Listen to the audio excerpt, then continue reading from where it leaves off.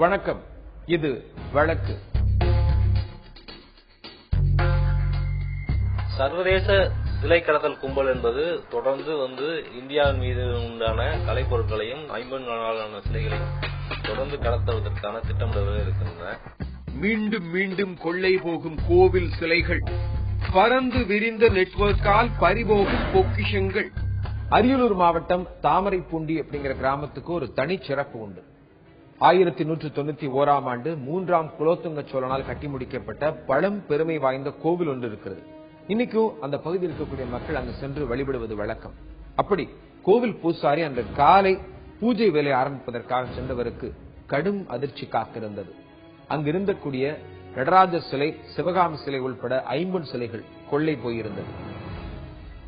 அதிகாலை நேரம் அரியலூர் தாமரைப்பூண்டி சிவன் கோவில் முன்பு கிராம மக்கள் குழுமியிருந்தனர்.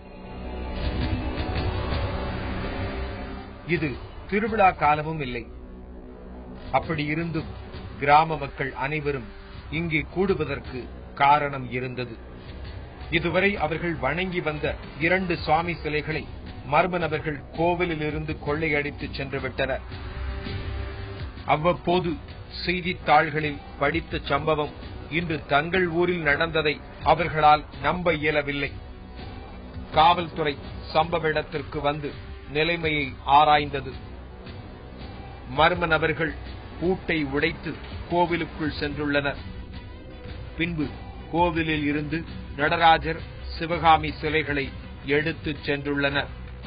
1191ஆம் ஆண்டு இந்த கோயில் உருவாக்கப்பட்டது சோழ மன்னர் காலத்துல. அதன் பிறகு 1948 இந்த இடமாற்றம் செய்து தாமரைப்பூண்டி கிராமத்துல கோயில் தர்மலிங்கேஸ்வரர் கோயில், தர்மாம்பிகை கோயில் உருவானது. அந்த கோயில் உருவானது பிறகு 60-65 ஆண்டு காலமா எந்த இதுவும் இல்லாம, பயம் இல்லாம, விலை மதிக்க முடியாத சிலைகள் நிறைய இருந்தது உள்ள. அது நடராஜர் சிலையும் அம்மன் சிலையும் 2 இருந்தது. ராத்திரி மர்ம நபர்களால் இந்த 50 சிலைய நடராஜர் சிலையும் இந்த அம்மன் சிலையும் மர்ம நபரால் திருடி செல்லப்பட்டது. நிர்வாகம் போலீஸுக்கு இன்ஃபார்ம் பண்ணி போலீஸ் இந்த தக்க நடவடிக்கை எடுக்கிறேன்னு சொல்லி பார்த்துட்டு போயிருக்கிறாங்க.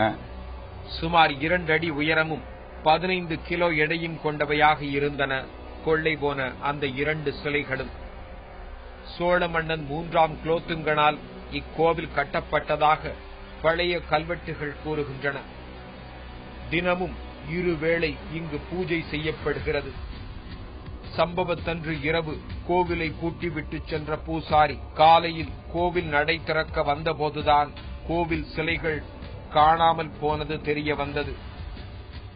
இங்கு பழங்காலத்தைச் சேர்ந்த பல்வேறு சுவாமி சிலைகள் இருந்தாலும் நடராஜர், சிவகாமி சிலைகள் மட்டுமே காணாமல் போயிருந்தது அந்த கிராம மக்களை அதிர்ச்சி அடைய வைத்துள்ளது. நள்ளிரவில் இந்த நடராஜர் சிலையும் சிவகாமி அம்மன் சிலையும் கொள்ளையடிக்கப்பட்டிருக்கிறது. இதை விரைவாக தமிழக காவல்துறை இதை கண்டுபிடிச்சு எங்களுக்கு ஒப்படைக்க வேண்டும். இந்த மாதிரி அரியலூர் மாவட்டத்தில் பல இடங்களில் கொள்ளை போய் கொண்டே இருக்கிறது. இதுவரைக்கும் எந்த கொள்ளையரையும் கண்டறியப்படாமல் இருந்து கொண்டிருக்கிறது. விரைவில் இதை கண்டறிஞ்சு சிலை கொள்ளையர்களை கண்டுபிடிச்சு நடவடிக்கை எடுக்குமாறு மிகவும் தாழ்மையுடன் கேட்டுக்கொள்கிறோம். ஐம்பொன்னால் செய்யப்பட்டிருந்த அந்த 2 சிலைகளும் விலை மதிக்க முடியாதவை என்று சொல்கிறார்கள் கிராம மக்கள். தமிழகம் முழுவதும் பழங்கால சிலைகளை குறிவைத்து ஏராளமான கொள்ளை சம்பவங்கள் நடந்து வருகின்றன. கடந்த 3 வருடங்களில் நடந்த சில கொள்ளை சம்பவங்கள் இவை. ஆரணி பையூரில் விருப்பாட்சீஸ்வரர் கோவிலில் 2 அடி உயரம் கொண்ட சிவன் சிலை கொள்ளையடிக்கப்பட்டது. பனப்பாக்கம் தர்மநீதி கோவிலில் 1.5 அடி உயரத்தில் ஐம்பொன்னால் ஆன 6 சிலைகள் கொள்ளையடிக்கப்பட்டது. விழுப்புரம் ஷஷாங்கனூர் கிராமத்தில் பழமை வாய்ந்த அன்புரீஸ்வரர் சமேத அழகேஸ்வரர் கோவிலில் 6 சிலைகள் கொள்ளையடிக்கப்பட்டது. விழுப்புரம் ஏதா நெமிலி கிராமத்தில் பழமை வாய்ந்த ஸ்ரீநேமி தீர்த்தங்கரை ஜெயின் கோவிலில் இருந்த 30 சிலைகளில் 16 சிலைகள் கொள்ளை போயிருந்தது. வேதாரண்யம் அடுத்த ஆயக்காரன்குளம் 4ஆம் சேத்தி கோவிலில் குளத்தில் கிடைத்த 10 ஐம்பொன் சிலைகள் மர்ம நபர்களால் கொள்ளையடிக்கப்பட்டது. புதுக்கோட்டை விரலூர் பகுதியில் பழமை வாய்ந்த சீனிவாச பெருமாள் கோவிலில் நுழைந்த கொள்ளையர்கள் கோவிலில் இருந்த 5 ஐம்பொன் சிலைகளை கொள்ளையடித்துச் சென்றனர். குன்னத்தூர் சந்தைப்பேட்டையில் லட்சுமி நாராயண பெருமாள் கோவிலில் நுழைந்த கொள்ளையர்கள் 500 வருடங்கள் பழமையான 4 சுவாமி சிலைகளை எடுத்துச் சென்றனர். தமிழகத்தில் இருக்கக்கூடிய பல சிலைகள் காணாம போறதா செய்தித்தாள்ல பாக்குறோம், தொலைக்காட்சியில பாக்குறோம். இந்த சிலைகள் எல்லாம் காணாம போகிறது சாதாரண கும்பல் செய்யக்கூடிய காரியம் அல்ல. இதுக்கு மிகப்பெரிய நெட்வொர்க் ஒரு பின்புலமாக இயங்குது அப்படின்னே சொல்லலாம். காரணம், இங்கே காணாம போகக்கூடிய சிலைகள் எல்லாமே அமெரிக்காவில் கண்டுபிடிக்கப்பட்டிருக்கு, ஆஸ்திரேலியாவிலும் கண்டுபிடிக்கப்பட்டிருக்கு. இப்படி மிகப்பெரிய நெட்வொர்க் உள்ள இந்த திருட்டு எப்படி நடைபெறுகிறது?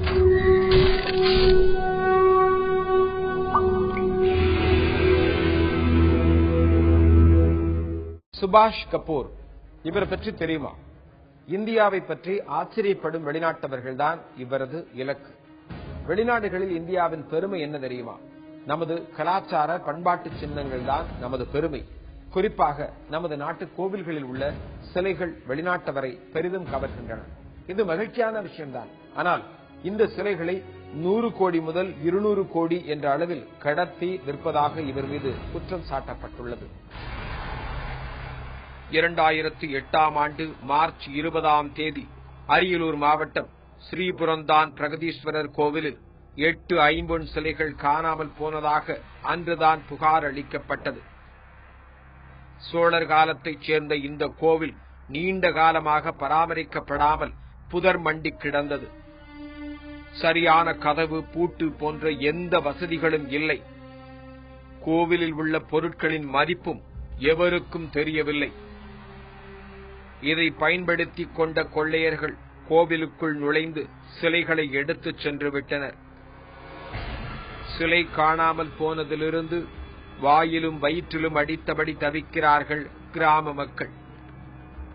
காரணம், அன்றிலிருந்து ஊரில் போதிய மழை பெய்யவில்லை என்று சொல்கிறார்கள் அவர்கள். எங்க ஊருக்கு முக்கியமா ஒரு பெரிய ஏரின்னு 320 ஏக்கர் பெரிய ஏரி இருக்கு. அதனுடைய தலைமாட்டில் தான் இருக்கு, அதனுடைய இதுல தான் இருக்கு. அந்த ஏரியில இருந்து தண்ணி வந்துதான் நாங்க ஒரு 2000 ஏக்கர் நிலம் நஞ்சை புஞ்சை எல்லாம் பயிர் செய்யறோம். இது சாமி வெளியில போனதுல இருந்து ஏரிக்கும் தண்ணியும் இல்ல, எங்களுக்கு விவசாயமும் பாதிக்கப்படுது. ஏதோ போர் வேறு வச்சுக்கிட்டு இது மாதிரி வச்சுக்கிட்டு தான் பாதிக்கப்படுறோம்.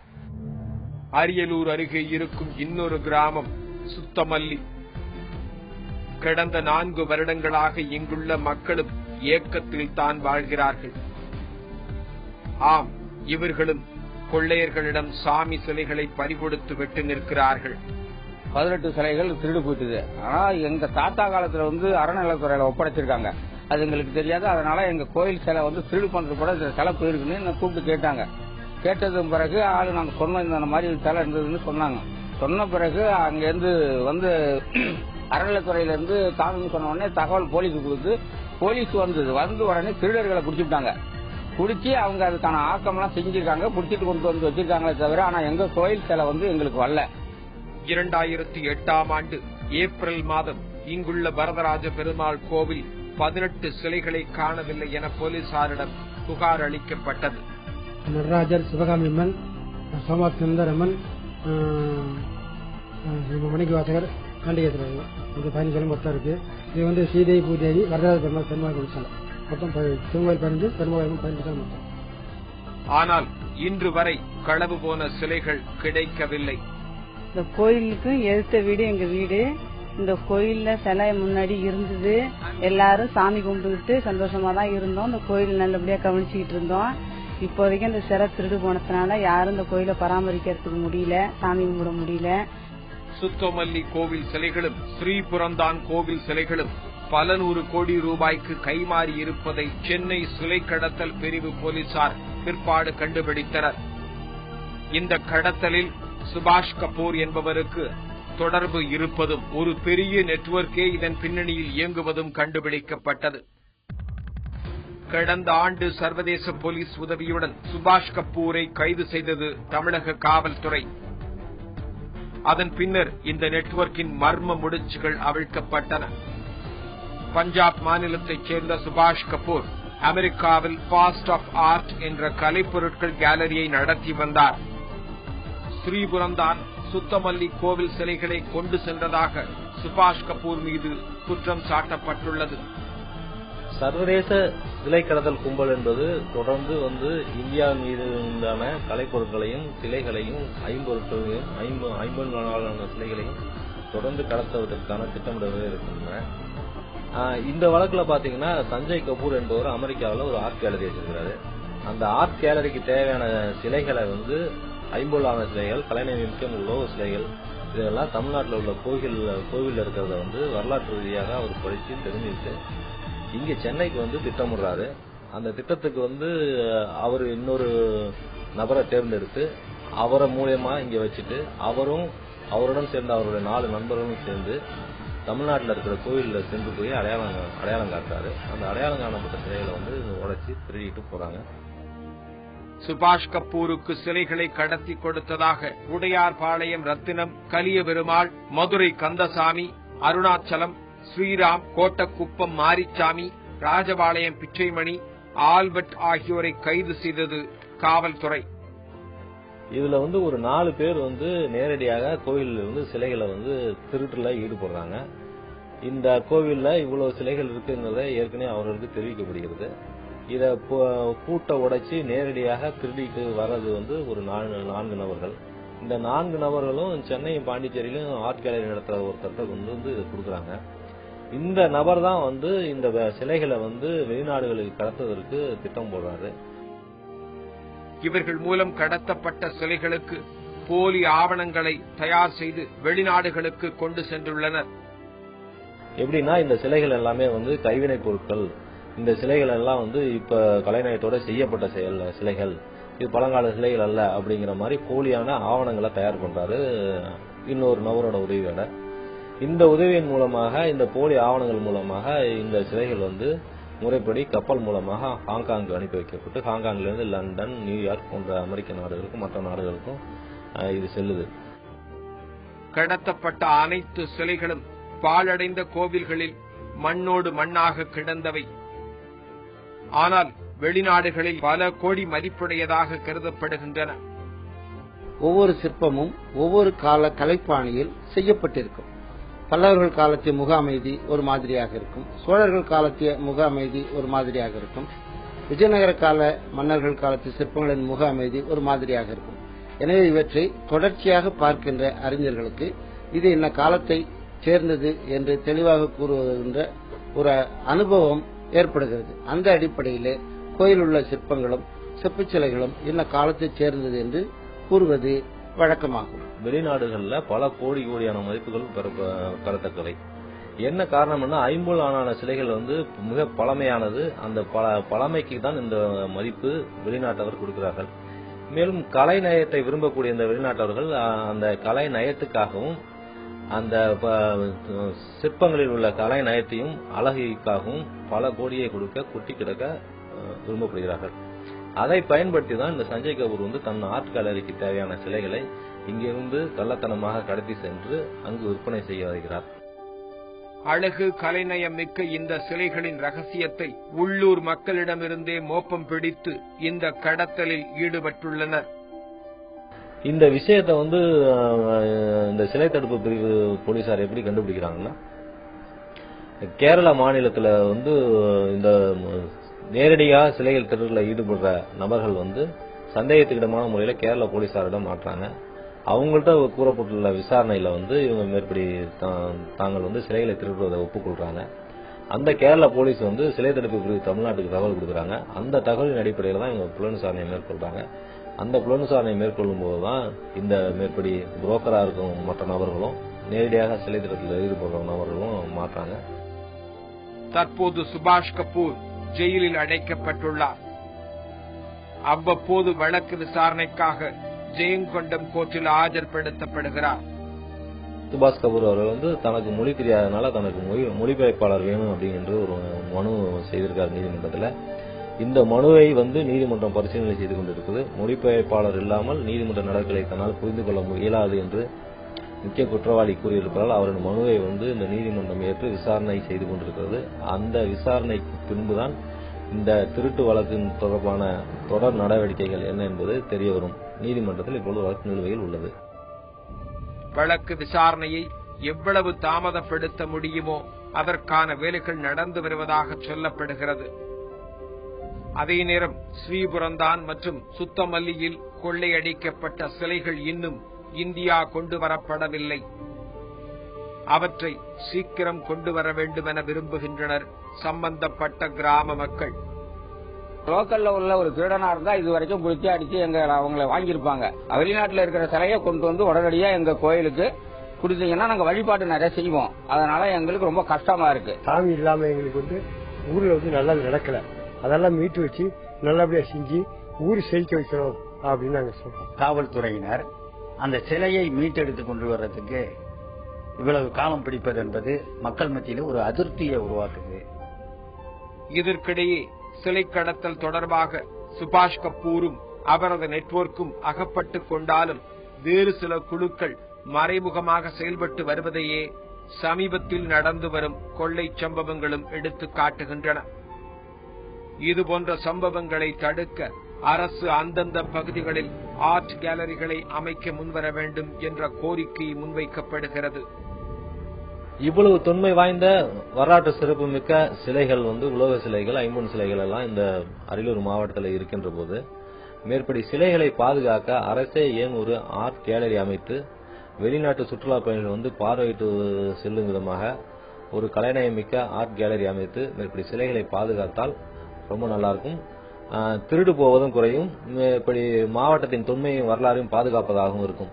மேற்கண்டவாறு மாவட்ட ஆட்சித்தலைவரின் உதவியோடு தமிழக அரசே வந்து மேற்படி நடவடிக்கைகளை மேற்கொண்டு ஆர்ட் கேலரி அமைக்க வேண்டும் என்றும் மாவட்ட மக்கள் விரும்புகிறார்கள். சுபாஷ் கபூர் நீண்ட காலமாக சட்டத்தின் பிடியிலிருந்து தப்பியவர். ஆனால் இப்போது அவரை பல நாடுகள் தேடுகின்றன. நமது செல்வங்களை வெளிநாட்டவருக்கு விற்றால் என்ன தண்டனை என்பது விரைவில் தெரிய வரும்.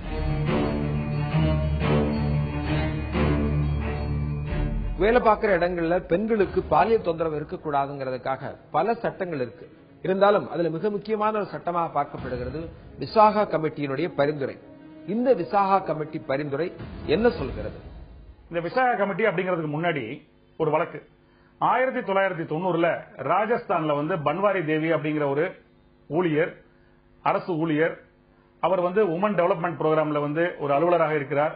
அவர் அவருடைய அரசு பணியில தான் செய்யக்கூடிய பணியில வந்து ஒரு குழந்தை திருமணத்தை வந்து தடுக்கிறதுக்காக அதற்கான முயற்சியில் ஈடுபட்டு அந்த திருமணத்தை தடுக்கும் செயல்களில் சட்டப்படியான விஷயங்களை அவர் செய்யறார். அந்த விஷயம் வந்து அந்த ஊர்ல அந்த கிராமத்தில் இருக்கக்கூடிய அந்த நாட்டாமை கட்டுப்பாடு, ஊர் கட்டுப்பாடு தலைவர்கள் அப்படின்னு சொல்றவங்க எல்லாம் கூடி அந்த பெண்மணி செஞ்சது தவறு, இது வந்து எங்க ஊர்ல இருக்கக்கூடிய ஒரு விஷயம் தான், எப்படி இந்த மாதிரி ஒரு பெண் அரசு ஊழியராக இருந்தாலும் செய்ய முடியும்னு சொல்லி அந்த பொண்ணுக்கு மிக கொடூரமான ஒரு தண்டனையை விதிச்சாங்க. அது தண்டனை என்ன அப்படின்னா, அந்த பெண்ணை அரசு ஊழியரை வந்து அவங்கள வந்து கற்பழிக்கணும், மாறி மாறி அங்க இருக்க நபர்கள் கற்பழிக்கணும் அப்படின்னு சொல்லி உத்தரவு போட்டு ஒரு அந்த காட்டு மிராண்டித்தனமான அந்த உத்தரவு வந்து நடைமுறைப்படுத்தப்பட்டு அந்த பெண் மிகப்பெரிய மன உளைச்சலுக்கும் உடலளவும் பாதிப்புக்கு உள்ளானார். அந்த பெண்மணி வந்து சட்ட ரீதியான நடவடிக்கை எடுத்து வழக்கு தொடர்ந்து வழக்கு பதிவு செய்யப்பட்டது. அந்த வழக்கு வந்து படிப்படியாக உயர்நீதிமன்றம், ராஜஸ்தான் உயர்நீதிமன்றத்து வரைக்கும் போனப்போ ராஜஸ்தான் உயர்நீதிமன்றம் சாட்சியத்தின் அடிப்படையில் அந்த குற்றம் சாட்டப்பட்ட நபர்களை வந்து விடுவிச்சிட்டாங்க. அப்போது நாடெங்கும் 1990 இந்த வழக்கு மிக பிரபலமாக பேசப்பட்டு பரவலாக பேசப்பட்டு பெண் அமைப்புகளால், தன்னார்வ அமைப்புகளால் வந்து உச்சநீதிமன்றத்தில் வழக்கு தாக்கல் செய்யப்பட்டது. அப்படி அந்த பெண்மணிக்காக சட்ட போராட்டம் நடத்திய ஒரு அமைப்பு வந்து விசாகாங்கிற ஒரு கமிட்டி. அந்த கமிட்டியும் விசாகா கமிட்டியும் மேலும் சில பெண் அமைப்புகளும் தன்னார்வ தொண்டு நிறுவனங்கள்லாம் வந்து உச்சநீதிமன்றத்தில் வந்து ஒரு பொது வழக்கு ஒன்று தாக்கல் செய்யறாங்க. அந்த பொது வழக்கினுடைய அந்த பொது நல வழக்கினுடைய அடிப்படை சாராம்சம் என்ன அப்படின்னா, அரசு பணி செய்யற இடத்துலயோ தன்னுடைய பணியை ஒரு இடத்துல செய்யக்கூடிய ஒரு பெண்மணிக்கான பாலியல் ரீதியான பிரச்சனையிலிருந்து பாதுகாப்பு மற்றும் சட்டம் என்ன சொல்கிறது, அவர்கள் இந்த மாதிரியான குற்றங்களை ஈடுபடுறவர்கள் வந்து என்ன நடவடிக்கை எடுக்கணும் அப்படிங்கிறது தொடர்பாக வழக்கு தாக்கல் செய்யப்பட்டது. அந்த வழக்கு ஒரு நீண்ட நெடிய விசாரணைக்கு பிறகு எல்லா தரப்பினரும் விசாரணைக்கு எடுத்துக் கொள்ளப்பட்டு பல இடங்களிலிருந்து அதற்கான தகுந்த இடங்களிலிருந்து அதற்கான ஆலோசனைகள் பெறப்பட்டு 1997 உச்சநீதிமன்றம் தீர்ப்பு வழங்குது. அந்த வழங்கப்பட்ட தீர்ப்பு என்ன சொல்லுது அப்படின்னா, மத்திய அரசு இது தொடர்பாக ஒரு சட்டம், மத்திய சட்டம் நாடு முழுவதும் கொண்டு வரும் வரையிலே இந்த கமிட்டியினுடைய பரிந்துரை இந்த தீர்ப்பு கட்டுப்படுத்தும் சொல்லி அந்த தீர்ப்பு சொல்லப்படுகிறது. அந்த விசாகா கமிட்டி அந்த வழக்கில் வழங்கப்பட்ட தீர்ப்பு என்ன அப்படின்னா, ஒரு பெண் அது அரசு நிறுவனமாக இருந்தாலும் சரி தனியார் நிறுவனமாக இருந்தாலும் சரி 10 நபர்களுக்கு மிகாத ஒரு இடத்துல வந்து நபர்கள் வேலை செய்யக்கூடிய இடத்துல வந்து அந்த பெண்களுக்கான பாதுகாப்பாக ஒரு கமிட்டி இருக்கணும். அந்த இடத்துல வந்து அவங்க பாலியல் ரீதியாக எந்த மாதிரியான ஒரு துன்புறுத்தலுக்கும் உள்ளாக்கப்படக்கூடாது. உதாரணத்துக்கு அதாவது ஒரு பாலியல் ரீதியான விஷயங்களை வந்து அணுகுங்கிறதுக்காக நேரடியாகவோ மறைமுகமாக எந்த ஒரு செயல் செஞ்சாலும் சரி, அந்த ஆபாசமான விஷயங்களை வந்து எழுத்துக்களாகவோ சொற்களாகவோ பேசினாலோ இல்ல அவங்கள வந்து மறைமுகமாக ஒரு பாலியல் ரீதியான விஷயத்துக்கு இணங்க செய்யும் முயற்சியில வந்து ஈடுபட்டாலோ இல்லனா ஆபாச படங்கள் சொல்ல போனோகிராபிக் மூவிஸ் படங்களை வந்து காண்பிச்சு இந்த மாதிரியான விஷயங்களை வந்து செய்யக்கூடிய நபர்கள் எல்லாமே வந்து குற்றங்களாக கருதப்பட்டு அதற்காக கமிட்டி அமைக்கணும். அந்த கமிட்டியை பொறுத்த வரைக்கும் அது தனியார் நிறுவனமா இருந்தாலும் சரி, பொது நிறுவனமா இருந்தாலும் சரி, 10 நபர்களுக்கு மிகாமல் வேலை பார்க்க வரும்போது ஒரு பெண் தலைமையில ஒரு குழு அமைக்கப்படணும். அது வந்து பாதி நபர்களுக்கு மிகாமல் வந்து அது பெண்களாக இருக்கணும். அப்படிங்கிற விஷயங்களை வந்து அப்போதப்போது ஏற்படக்கூடிய அந்த குற்றச்சாட்டுகள்லாம் வழக்கு வந்து விசாரிக்கணும் அப்படிங்கறத சொல்றாங்க. இது தவிர மாவட்ட அளவுல அவங்க ஒரு கமிட்டி ஒன்னு போட்டு இப்படிப்பட்ட விஷயங்கள் வந்து வரக்கூடிய அந்த வழக்குகள் எல்லாம் சரியாக விசாரிக்கப்படுகின்றன, புகார்கள் முறையாக விசாரிக்கப்படுகின்றதா அப்படிங்கறத பாக்குறதுக்காகவும், ஒருவேளை இப்படிப்பட்ட விஷயங்கள் கமிட்டி அமைக்கப்படவே இல்லை அப்படின்னா அது பற்றிய விஷயங்களை நடைமுறைப்படுத்துவதற்காக மாவட்ட அளவுல கமிட்டி அமைக்கணும் அப்படின்னு சொல்லி உத்தரவு பிறப்பிக்கப்பட்டு தற்போது நடைமுறையில் இருந்து வருகிறது. விசாகா கமிட்டி பரிந்துரையில என்ன சொல்லப்பட்டிருக்கு அப்படிங்கறத தெரிஞ்சுக்கிட்டோம். மீண்டும் வேறொரு வழக்கோடு உங்களை சந்திக்கிறேன். நன்றி, வணக்கம்.